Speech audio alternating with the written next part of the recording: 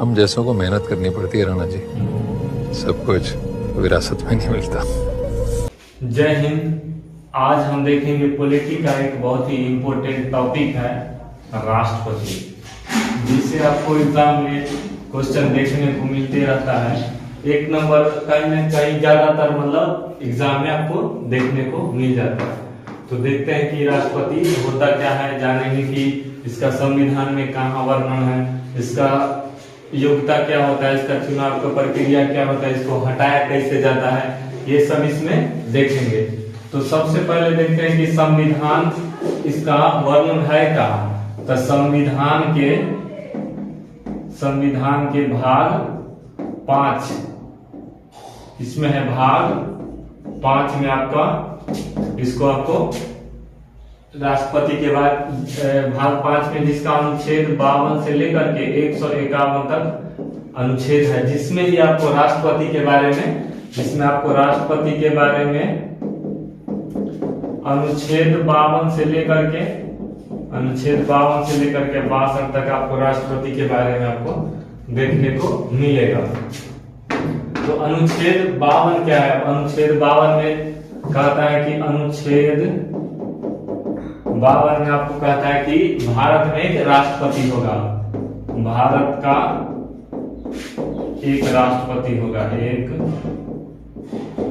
राष्ट्रपति होगा, भारत का एक राष्ट्रपति होगा। क्यों राष्ट्रपति होगा? मान लीजिए किसी भी परिवार को सिंपली समझिए, परिवार को चलाने के लिए भी एक मुखिया की जरूरत होता है।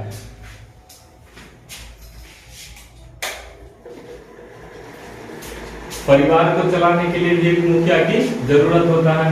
तो उसी प्रकार ये देश भी बहुत बड़ा क्षेत्र है, इसको चलाने के लिए भी एक मुखिया की जरूरत होगा। तो देश की मुखिया कौन होता है? राष्ट्रपति। यह भारत के प्रथम नागरिक होते हैं। क्या होते हैं? भारत के प्रथम नागरिक, प्रथम नागरिक। ये भारत के क्या होता है? प्रथम नागरिक। एग्जाम में आपको ये क्वेश्चन देखने को मिलेगा कि देश के प्रथम नागरिक कौन होते हैं? तो ये आपको होते हैं राष्ट्रपति।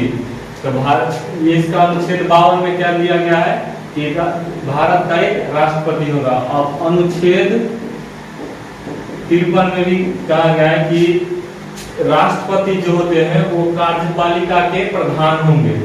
राष्ट्रपति क्या होंगे? कार्यपालिका के प्रधान। राष्ट्रपति कार्यपालिका के प्रधान होंगे। अब ये कार्यपालिका क्या होता है? पिछला वीडियो में आप देख चुके हो कि कार्यपालिका क्या होता है। तो फिर थोड़ा सा समझ लेते हैं कि कार्यपालिका होता है कि जो संसद ने कानून बनाया उस कानून को पालन कराने का जो काम करते हैं वो होते हैं आपका कार्यपालिका। तो कार्यपालिका होते कौन कौन है? कार्यपालिका के अंतर्गत आते हैं आपको, कार्यपालिका के अंतर्गत आपको आते हैं, देखिए, एक आते हैं राष्ट्रपति, दूसरा उपराष्ट्रपति, तीसरा आपको आते हैं प्रधानमंत्री, और उसके बाद आते हैं मंत्रिपरिषद। राष्ट्रपति तो जानिए आपकी देश के प्रमुख, उपराष्ट्रपति हो गए, और ये प्रधानमंत्री जो मंत्रिपरिषद के द्वारा चुना जाता है, वो होते हैं प्रधानमंत्री। और मंत्रिपरिषद होते हैं कि जो भी केंद्र सरकार में मंत्री होते हैं, कैबिनेट के मंत्री होते हैं, या जो भी मंत्री केंद्र सरकार के, वो सब किसके अंतर्गत आते हैं? मंत्री परिषद के अंतर्गत आते हैं। अब ये देख लिया कि इसका। अब आगे देखते हैं कि राष्ट्रपति की योग्यता क्या होती है। राष्ट्रपति की योग्यता, इतना बड़ा इनको कार्यभार सौंपा गया, इतना बड़ा जिम्मेवारी है, तो उसके लिए तो व्यक्ति तो उस तरह का होना चाहिए ना जिसकी योग्यता भी होना चाहिए। तो सबसे पहले इसकी योग्यता होती है कि यह भारत का नागरिक होना चाहिए, भारत का नागरिक। क्यों नागरिक होना चाहिए? क्योंकि अब मान लीजिए इतना बड़ा देश का राजा हम बना रहे हैं, दूसरा देश के व्यक्ति को हम कैसे बना दे, वो देश को बेच भी सकता है। तो इस प्रकार से सबसे बड़ा आपका पहले होना चाहिए क्या हुआ? देश का नागरिक होना चाहिए। और दूसरा नंबर उसके बाद होना चाहिए कि न्यूनतम उम्र, न्यूनतम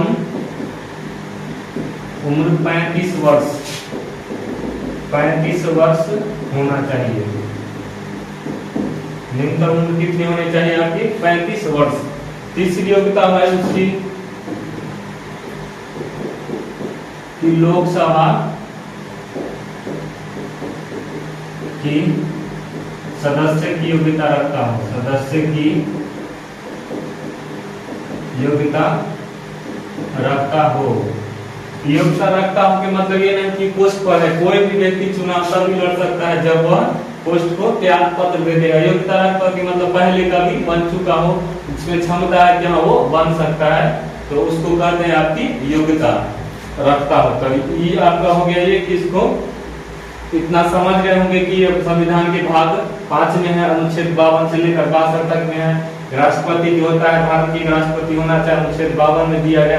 ये भारत के प्रथम नागरिक होते हैं, ये कार्यपालिका के प्रमुख होते हैं, और इसकी योग्यता ये होती है कि भारत का नागरिक होना चाहिए, न्यूनतम उम्र सीमा 35 वर्ष, और लोकसभा के सदस्य की योग्यता रखता हो। अब आगे देखते हैं कि इनका चुनाव कैसे होता है और इनको चुनता कौन है। तो सबसे पहले इनको देखते हैं कि इनको चुनता कौन है। तो इनको राष्ट्रपति को चुनता कौन है, पहले ये देखते हैं कि इनको चुनता कौन है।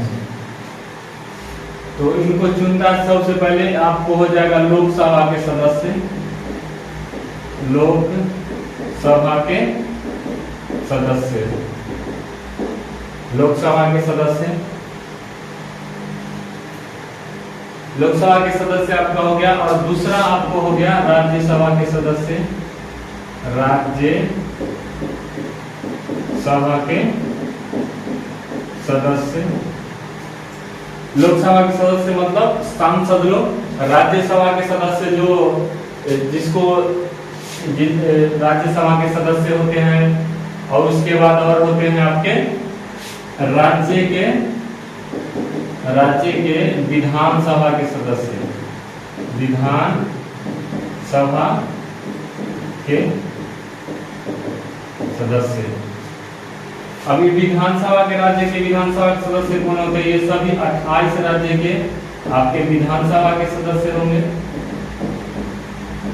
और विधानसभा और 2 केंद्र शासित प्रदेश के सदस्य हैं। दो कौन से? दो, एक दिल्ली और एक पांडुचेरी। और केंद्र शासित प्रदेश, केंद्र शासित, और 2 केंद्र शासित प्रदेश का, 2 केंद्र शासित प्रदेश के सदस्य। 2 केंद्र शासित प्रदेश कौन कौन से हैं? 2 केंद्र शासित प्रदेश आपका हो गया जो राष्ट्रपति के चुनाव में भाग लेते हैं। एक हो गया आपका दिल्ली, और दूसरा आपका हो गया पांडुचेरी। दूसरा आपका पांडुचेरी होता है। तो आप देख लिए कि राष्ट्रपति का चुनाव में कौन कौन भाग लेते हैं। तो इनका लोकसभा के सदस्य और राज्यसभा के सदस्य और राज्य विधानसभा के सदस्य और 2 केंद्र शासित प्रदेश के सदस्य भाग लेते हैं। तो आगे अब हम देखते हैं कि इनका चुनाव जो करता है ये लोकसभा के सदस्य, राज्यसभा का, अब ये किस विधि के द्वारा होता है इनका चुनाव। तो देखते हैं इनका राष्ट्रपति का चुनाव किस विधि से होता है। चुनाव की विधि, राष्ट्रपति की चुनाव की विधि। तो इनका चुनाव का विधि का नाम है एकल संक्रमण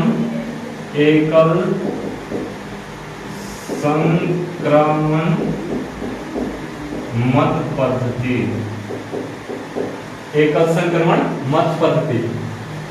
एकल संक्रमण मत पद्धति का चक्कर क्या है, कैसे होता है एकल संक्रमण मत पद्धति?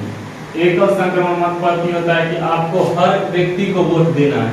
जैसे मान लीजिए, जैसे में जैसे मान लीजिए कि आपका 3 व्यक्ति खड़ा हुए, 1 2 3, ये जो मान लीजिए आपका 3 व्यक्ति खड़ा हुए, ए बी सी। चलिए ए बी सी नाम ही दे देते हैं मान लीजिए। चलिए जैसे मान लीजिए रामनाथ कोविंद हो गए, रामनाथ कोविंद, मायावती हो गए, मायावती हो गए आपके, और एक मान लीजिए आपको नितिन गडकरी हो गया।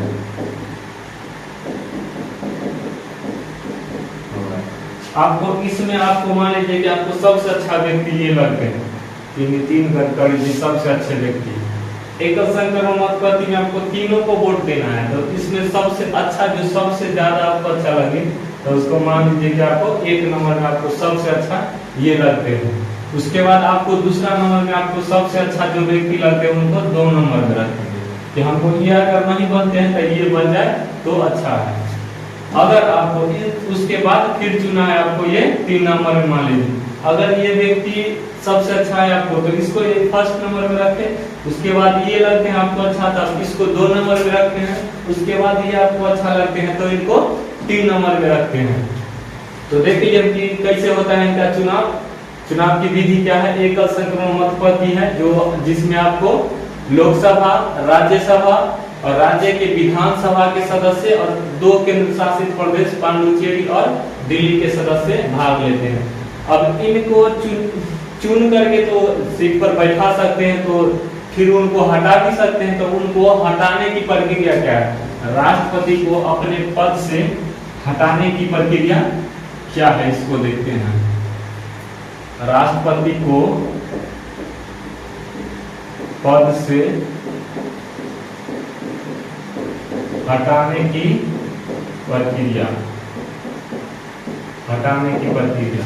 तो राष्ट्रपति को पद से हटाने की प्रक्रिया को महाभियोग कहा जाता है। महाभियोग, महाभियोग। महा मतलब बहुत बड़ा, वियोग मतलब हटाना मतलब योग्य। तो ये हो गया आपका महाभियोग की प्रक्रिया। अभी महाभियोग की प्रक्रिया होता क्या है इसको थोड़ा सा जान लेते हैं। महाभियोग मतलब बहुत बड़ा एक वियोग के माध्यम से इनको हटाया जा सकता है। जब कोई भी राष्ट्रपति मंत्रिपरिषद की सलाह या जैसे मान के चलिए कि संवैधानिक जो संविधान में जिस प्रकार का शक्ति दिया गया है उसकी अवहेलना करते हुए किसी तरह का कदम उठाते तो उन पर महाभियोग लाया जा सकता है।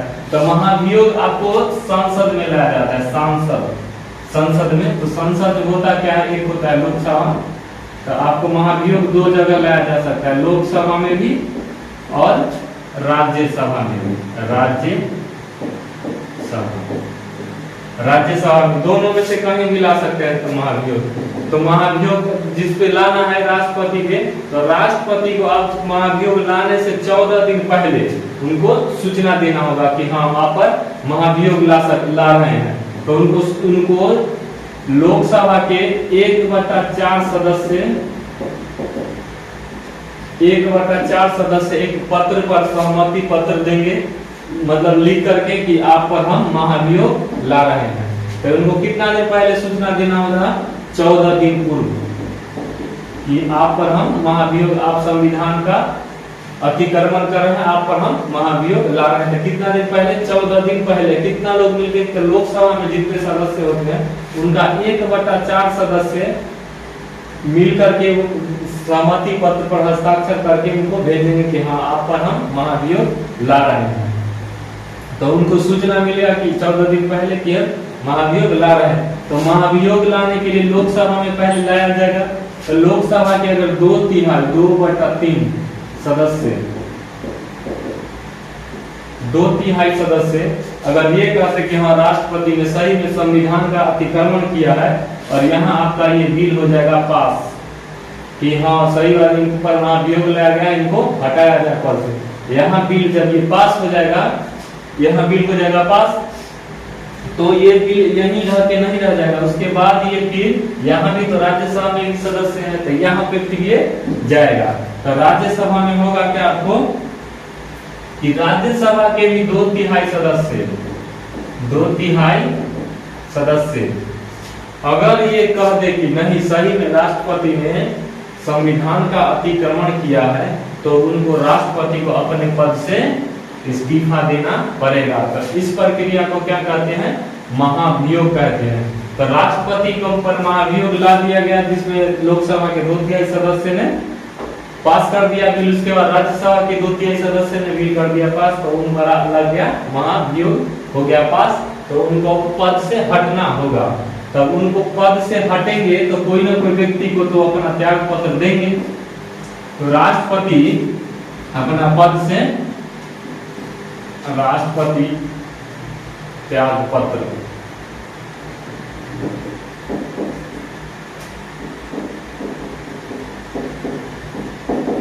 राष्ट्रपति को महाभियोग ला करके या उसे अपना इच्छा से भी उनको त्याग पत्र कब ला सकते हैं? जब उनका इच्छा हो कि हम इस पद को नहीं संभाल सकते, नहीं रहना चाहते राष्ट्रपति, तो वो त्याग पत्र दे सकते हैं। किसको? उपराष्ट्रपति को।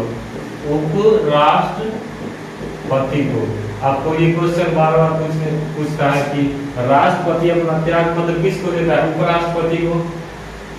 तो ये कब यह त्याग पत्र अपना इच्छा से भी दे सकते हैं? लेकिन महाभियोग की प्रक्रिया लाया गया है और ये वहां पर बिल हो गया है पास, के महाभियोग हो गया पास, तो उनको त्याग पत्र दे सकते हैं। तो ये कब किनको देंगे? उपराष्ट्रपति को। तो इनका देख लिए हम कि इनका कहाँ वर्णन है संविधान के किस भाग में? भाग 5 में अनुच्छेद 52 से लेकर के 62 तक है। उसके बाद इनका देखिए चुनाव की प्रक्रिया क्या होता है। अब उनका देख लेते हैं कि उनका पावर क्या क्या होता है। पावर, तो राष्ट्रपति का शक्तियां देखते हैं। राष्ट्रपति की शक्ति, तो राष्ट्रपति की शक्तियां है पहले कि वो आपात लागू कर सकते हैं। आपात अब ये क्या होता है कि जब देश में संकट आता है तो उस समय में आपात लागू किया जाता है। जैसे आपात अब होता है 3 तरह से आपात आपका लागू किया जाता है, 3 तरह से। एक होता है राष्ट्रीय आपात,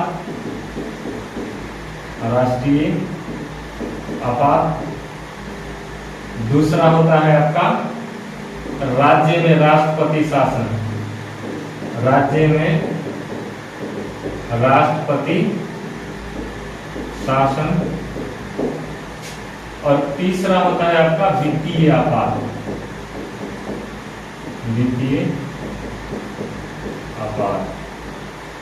जैसे आप समझ लिए राष्ट्रीय आपात क्या है। ऐसे आपात को पूरा डिटेल से अगले लेक्चर में देखेंगे, इसमें थोड़ा सा शॉर्ट में समझ लीजिए। राष्ट्रीय आपात होता है कि पूरे देश में किसी भी तरह की समस्या आ गया तो उस समय राष्ट्रपति अपना पावर का इस्तेमाल करेंगे और पूरे राष्ट्र में राष्ट्रपति शासन लागू कर सकते हैं। तो राष्ट्रीय आपात जैसे कि कोरोना का टाइम आया तो कोरोना में लॉकडाउन हुआ या इस तरह की जब भी कर्फ्यू लगाना या ऐसा होता है, जैसे देश में मान लीजिए कि चाइना में और इंडिया में हो गया युद्ध, तो उस टाइम आप राष्ट्रपति जिस क्षेत्र में होता है वैसे अधिकतर तो उसी क्षेत्र में लगाया जाता है। लेकिन उस तरह का देश के साथ हो गया पूरे देश में, तो उस समय आपको राष्ट्रपति पूरे राज्य में पूरा देश में ही आपको राष्ट्रीय आपात लागू कर देते हैं। दूसरा होता है राष्ट्रपति शासन। जब किसी राज्य में स्टेट का अपना कानून, मतलब स्टेट में भी उसका प्रशासनिक व्यवस्था होता है अपना। अगर स्टेट में संघ की जो नियम है उस नियम का अगर संविधान का अतिक्रमण किया जा रहा है, वो कानून नियम को इस अच्छा से पालन ठीक से नहीं किया जा रहा है, तो उस टाइम में राज्य में राष्ट्रपति डायरेक्ट केंद्र सरकार अपने अंदर में ले लेगी राज्य को, और उस समय राज्य में भी राष्ट्रपति शासन लागू हो जाएगा। और वित्तीय आपात क्या होता है? वित्तीय मतलब वित्त, मतलब संपत्ति, पैसा कौड़ी जो भी होता है उसका। जब देश की आर्थिक स्थिति बहुत डैमेज हो जाए तो उस समय में आपको वित्तीय आपात लागू किया जाता है। जैसे देश में मान लीजिए बहुत ज्यादा कर्ज हो गया या बहुत ही आर्थिक स्थिति बहुत ही डाउन हो गया है, तो उस हालात में देश में वित्तीय आपात लागू कौन करते हैं? राष्ट्रपति। तो वित्तीय आपात अभी तक ऐसे लागू नहीं हुआ है। और दूसरा होता है इनका, इसके बाद होता है कि मंत्रिपरिषद की नियुक्ति कौन करते हैं? तो मंत्रिपरिषद की नियुक्ति भी राष्ट्रपति ही करते हैं।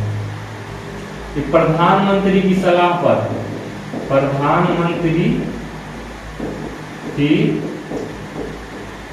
सलाह पर मंत्रिपरिषद की नियुक्ति, मंत्रिपरिषद की नियुक्ति मतलब प्रधानमंत्री जी जिसको जिसको कहेंगे कि हाँ इसको मंत्री बना दो, इसको ही मंत्री बना दो, इसको स्वास्थ्य मंत्री, इसको रेल मंत्री, इसको परिवहन मंत्री, जो भी मंत्री प्रधानमंत्री जी जिसको कहेंगे उसको मंत्री बना दिया जाएगा। तो कहेंगे ये सलाह देंगे कि हाँ इसको बनाइए, और बनाएंगे कौन? आपके राष्ट्रपति। उसके बाद होता है नियंत्रक एवं महालेखा परीक्षक की नियुक्ति, नियंत्रक एवं महालेखा परीक्षक, महालेखा परीक्षक। नियंत्रक जो देश में कार्य जो हो रहा है उसका नियंत्रण करता है। महालेखा मतलब क्या क्या हो रहा है उसका लेखा जोखा करना, उसकी नियुक्ति कौन करता है? आपका राष्ट्रपति उसकी नियुक्ति करता है। तीसरा, चौथा उसके बाद होता है प्रधानमंत्री की भी नियुक्ति यही करते हैं। प्रधानमंत्री की नियुक्ति मतलब प्रधानमंत्री की नियुक्ति मतलब ये अब ये जो मंत्री में जो जो लोग है तो उसमें बहुत ये सभी मंत्री मिल करके देखते कि अलग अलग पूरे देश में अलग अलग जगह से अलग अलग से सांसद चुन करके जाते हैं। उस सांसद सभी मिल करके जिसको कहते हैं कि हाँ ये प्रधानमंत्री बनेंगे, तो वो प्रधानमंत्री जिसको कहने के मतलब कहते हैं कि ये प्रधानमंत्री जो बनेंगे उसको प्रधानमंत्री नियुक्त कौन करते हैं? राष्ट्रपति करते हैं।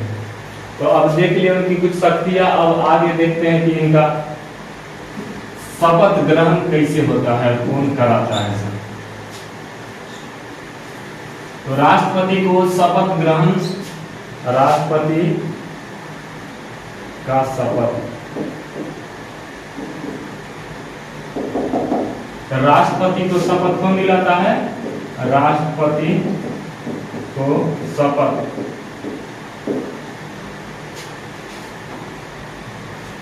सर्वोच्च न्यायालय के, सर्वोच्च न्यायालय के मुख्य न्यायाधीश,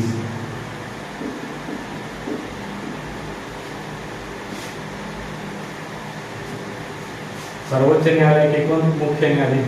राष्ट्रपति को शपथ सर्वोच्च न्यायालय के मुख्य न्यायाधीश। शपथ क्यों दिलाया जाता है? क्योंकि शपथ में बोला जाता है कि हम देश के प्रति सच्ची श्रद्धा से काम करेंगे, मतलब किसी से कोई भेदभाव नहीं, किसी राज्य या कोई भी तरह का भेदभाव नहीं करेंगे। इसके लिए आपको सर्वोच्च न्यायालय के न्यायाधीश जो होते हैं मुख्य न्यायाधीश, मतलब सबसे बड़ा पद है राष्ट्रपति का, तो सबसे बड़ा जो व्यक्ति होंगे वही दिलाएंगे। न्यायिक जो सबसे बड़ा है, तो सबसे बड़ा न्यायिक प्रधान जो होते हैं वो सर्वोच्च न्यायालय के मुख्य न्यायाधीश होते हैं। ये जहां भी रहेंगे वहां न्यायाधीश रहेंगे, कहीं भी बैठे, घर में रहे, बाहर कहीं भी, ये नहीं जहां भी ये रहे तो ये वहां क्या होंगे? आपके न्यायाधीश ही होंगे। तो सर्वोच्च न्यायालय के मुख्य न्यायाधीश राष्ट्रपति को उसकी पद की शपथ दिलाते हैं कि उसकी गोपनीयता की, गोपनीयता मतलब होता है कि कोई भी, जैसे एक सैन्य में होता है कि गोपनीय कुछ शब्द को रखा जाता है, जानकारी को गोपनीय रखा जाता है, तो इस प्रकार इनकी गोपनीयता की शपथ कौन दिलाता है? तो मुख्य न्यायाधीश ही दिलाते हैं। तो उम्मीद करते होंगे कि आज का ये राष्ट्रपति के बारे में बहुत अच्छे से समझ गए होंगे।